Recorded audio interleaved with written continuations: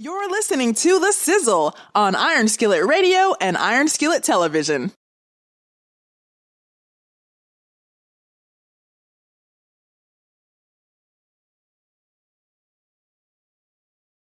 You're listening to The Sizzle on Iron Skillet Radio and Iron Skillet Television. You know who it is. You know what it is. It's the Sizzle in the building. J Sizzle's in the building. G Sizzle's in the building. And we have a special guest in the building today.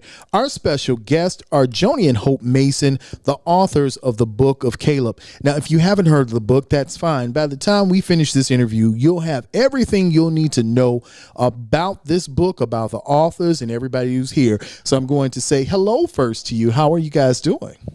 Doing just great. Doing great. Thank you. Thank you so much for having us. So looking forward to this day. Well, we're looking forward to it also. It's a lot that's going on, so we're just going to jump into it. We're going to dive right into it so that the listeners can get a really good idea of what the Book of Caleb is. And someone says the word accountability. That always seems to be the word that comes up when we're talking about this novel. Accountability, the Book of Caleb. But before we get there, the first thing that I want to ask, starting with you, Joni, is tell the listeners some background information, who you are, what you are, and what you do. Who are you? Well, I'm Joni Mason. I'm originally from Chicago. My wife is originally from Indiana. And I've done a number of things. I've been in law enforcement. I've sold software to governments. I have worked for a major union. And we've had our own restaurant business before, and we have made custom jewelry for clients over the years, and now we have reinvented ourselves into authors. And that is how this book came about. There were several things that have happened in our personal lives, and then you couple that with what's going on in the world today. We both being retirement age, my wife and myself, is that what could we do? How can we be activists? How can we voice our opinions on what is happening in the world and make it interesting for people to listen to or read? Yeah. Hope, tell us a little bit about you. Well, I am a Garyite, and I met my husband when I was working in Chicago, and so it's been a pretty long relationship. I'd say 40 plus years, Wow. But we have only been married about 36 years. Only. Okay. Got you. But it's been good all the way, and retired from over there, moved back over here, have a little piece of property over here, and just reestablishing our lives. Again, we ran a big restaurant. We have, kind of rehoned our skills, and, you just learn to do different tricks of the trade, as they say, when, you have to kind of reinvent yourself. So that's what we've been doing, and it's been fun. It's been fun all the way. It surely has been fun and very interesting. That's fantastic. I'm interested about this new path you're traveling on now. What inspired you to go and write this book? What was the thing that went ding, ding, ding, the light went off, and you said, I have this on my mind, and I need to let other people know about it? Well, we started writing the day of the insurrection. Okay. And it was just unbelievable to watch and experience. And so when you put that together with some personal things that were going on in our life, that was really, we couldn't believe that was happening. Now we're talking about January 6th then, right? Yes, January 6th. Right. And so we're looking at that on television. At the same time, we're experiencing another kind of trauma simultaneously. Yeah. And so I saw the look on my wife's face, and I said, oh, my goodness, what can I do to pull us out of this? Yes. We have to refocus because we got to deal with what's happening outside of the walls we live in, as well as on what is happening in our personal lives. Mm-hmm. And so I sat down at the laptop, a laptop that had been sent to us as a gift. Okay. And I started typing, and I'm not a typist. and my wife is a very good typist. And I started typing and this and that, and the story started coming out. I think I got like 3 pages in, and she came over and she sat down and she looked at it when I wasn't paying attention to what was on the screen of the computer. And she said, "Oh my goodness," she said, "Joni, this is really good. I really liked it." She said, "This story you're going to finish." And so she said, "You dictate, I'll type." Okay. And we started. And that is really, really literally how we got started. But the motivation was everything that was going on around us. So when you read the book, you'll be able to identify current events. Yes. With the storyline. Hope, can you elaborate a little bit when you saw that inspiration that was going on? You said, "Oh my goodness, what? I'm looking over the shoulder here. What's happening?" Did you know you had something in when you saw what he was writing? The minute I got into the 3rd or 4th line, I'm like, "Woo! This is like way over the top, more so than what I ever expected." And really, I says,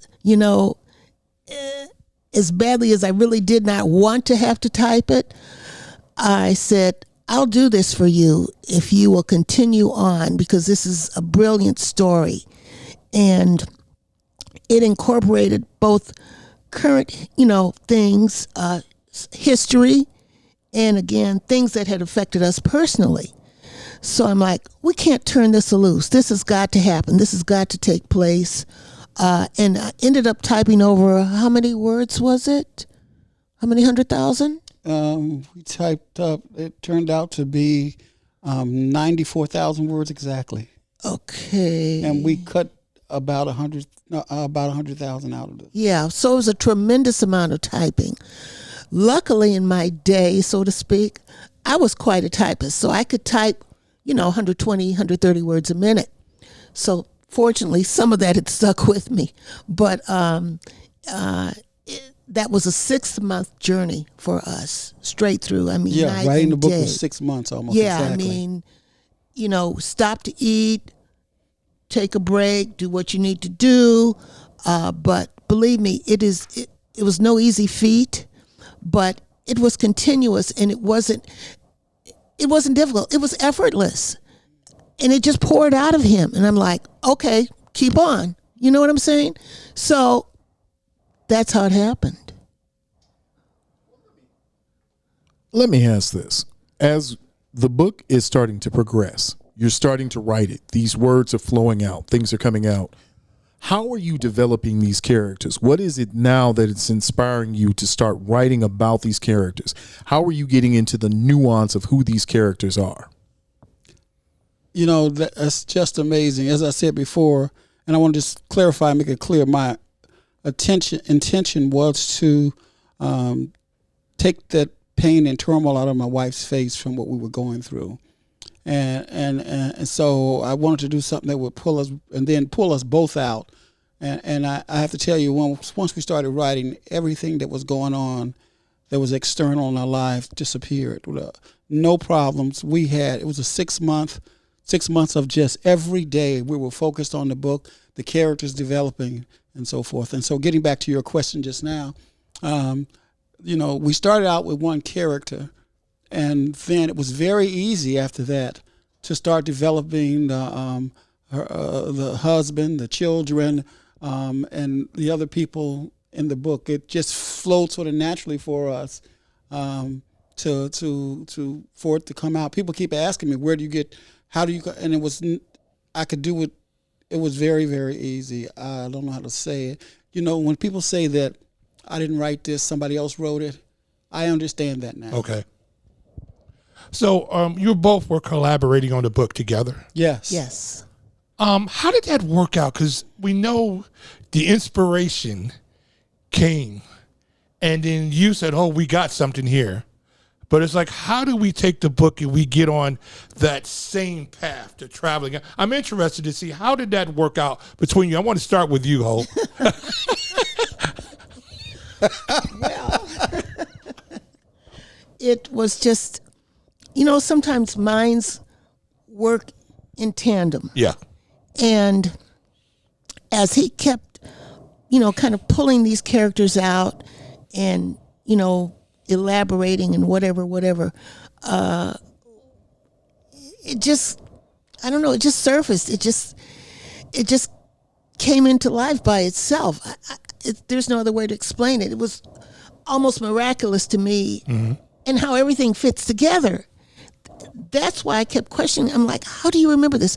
How do you know to put this in there? Or how do you know to, say this or that or whatever? Because I was just flabbergasted as far as how this story literally came about, and with the number of, I have to say myself, very well developed characters in this story. So it was great. At times when I was typing, I was laughing, I was crying, I was saying, I can't type that. I don't want to hear that. I don't want to see that. I remember those days. Believe me, I kid you not. And there's some pretty terse scenes in there that would really kind of rock you. So it was quite an adventure, I'll say that. It sounds like it was not a labor of love, but a need to, therapy. Yeah. And it was therapy. You're absolutely, that's the correct word. But it was also, everything we do is a labor of love. Oh, absolutely. But it was therapy for us. It was miraculous. I mean, it was such an experience. And I have to tell you, as she was a touchstone for me throughout the whole process, because she's so in tune with what she likes and she doesn't like, and it helped me to develop the storyline even in more detail. And as she was helping me edit all the way through the process with her, what she emotionally thought was great, what she emotionally thought was too much. It was just that kind of experience. I tell you, it was like we went inside a cocoon together for the 6 months of writing the story, and it was just it was a great experience. That's incredible. Let's take a deeper dive into the writing of the book itself, the embodiment of the characters, your main character, your main thought process that was going on. When you first start writing the book, did the book become a part of you, or are you a part of the book? Who you want to answer first? No, I'll give it over to you. Well, it was both. Yeah. It really was both. The book to us is so real. The characters are so real. What they experienced is so real. We find ourselves talking about these people as if we know them, as if they're in our family, and that it's so close to us that it did become a part of us, and the book was us. So let's expound a little bit on that point. Let's talk about the characters in the book. Let's flesh that out a little bit for people, because I'm super interested. I know people are listening right now. They're going, my goodness, this book took 6 months to write. And if they don't know you personally, they will know you well after this interview. You two are the most incredible people that I've met before, because you have so many different skills. You're like, every time I come around, I talk to you, it's like another piece of the onion gets pulled apart. That was a beautiful song you were singing. I'm diverting off of this right now. Okay. There was a beautiful song that you were singing. What language were you singing in? In German. My primary language in singing was German, well over English, because I did sing with an opera company. Okay. So my first preference is German. It's just amazing what, as entrepreneurs, as thespians, as singers, of what you all have to give. And now you've taken this book, and I want to say it's more of a book. It's going to be a journey for people from that day of January 6th. Can we talk about those characters in the book, and were they just as astonished as you were when you were watching what was going on?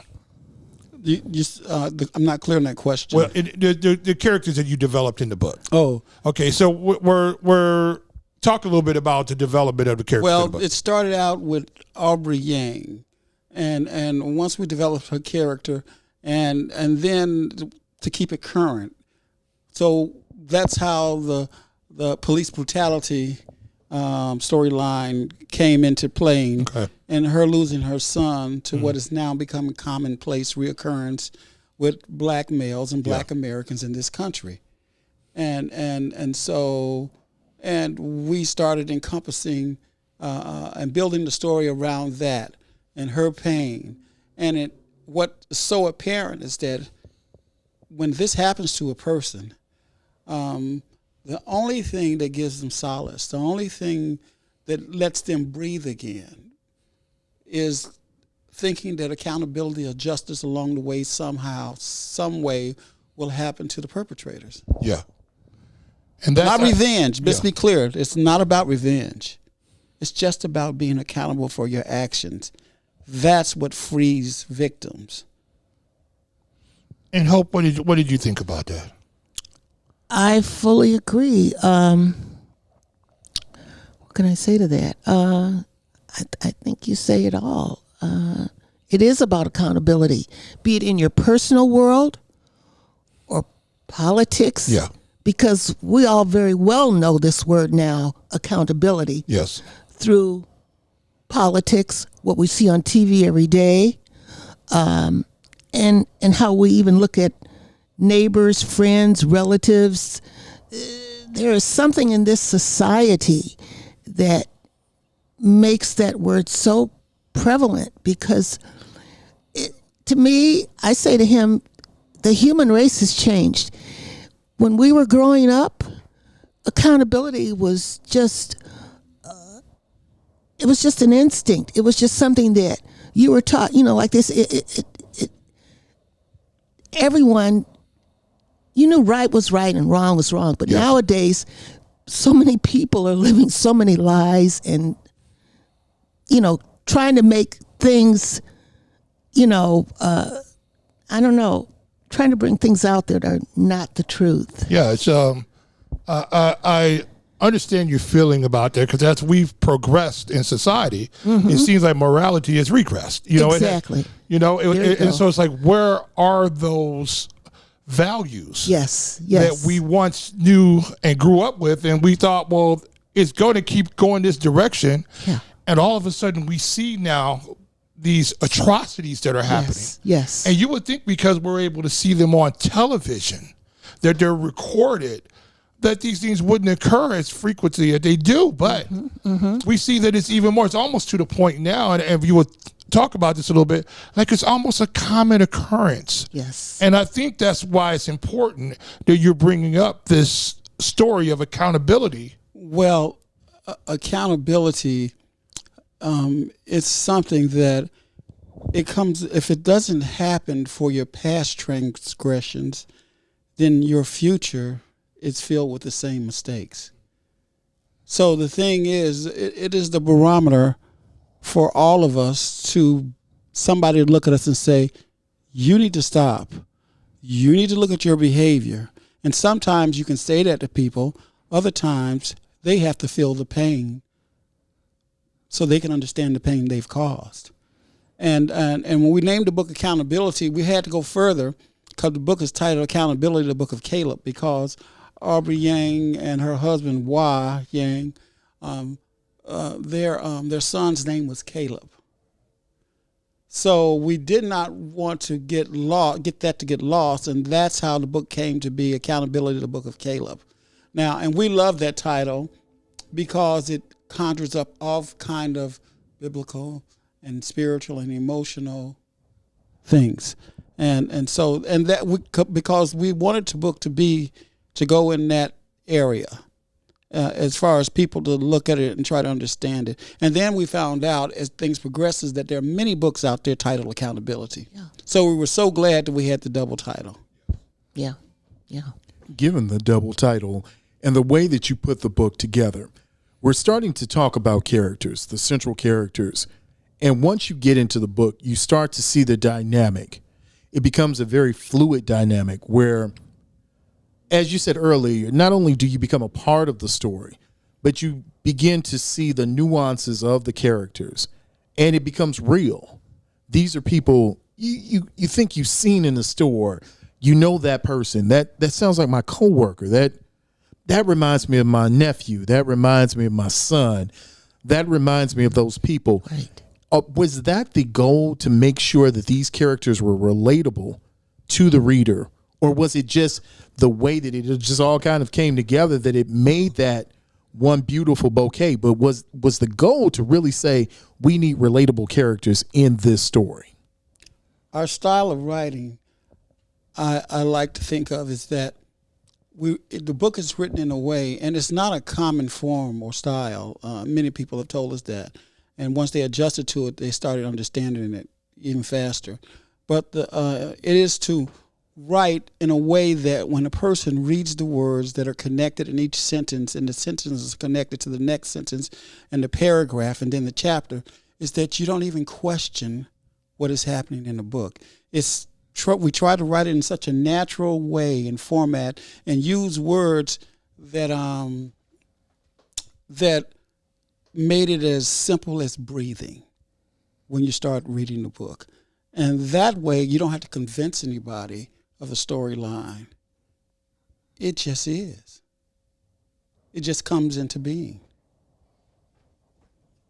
Something that just came into being. Something that just moved. I like how you use the word play, but there's some technical things here. There's some things that writers who are aspiring writers, or those who haven't written their novels yet, that's a technique that you're using. And it is so effective because it helps move that story along. When you start, there's some other things in the story, and we're going to go to break in a minute. But when we come back from break, one of the things that we've got to talk about is one of the centralized themes in this book, and that is art, food, family, fun, the way that it all culminates and comes together and helps to weave the tapestry of this book so that it all flows. And it's a weird accountability through everything that it's an amazing book. So what we're going to do is we're going to stop right here, and we're going to go to break because it's too much. It's too much for me. I need to get some food. I need to get some water. I need to get something. So what we're going to do is just pause for a second, and then we'll come back. And on the other side, you'll have the authors, Joni and Hope Mason, here on WGVE 88.7 FM. This is the Sizzle, and we will see you on the other side.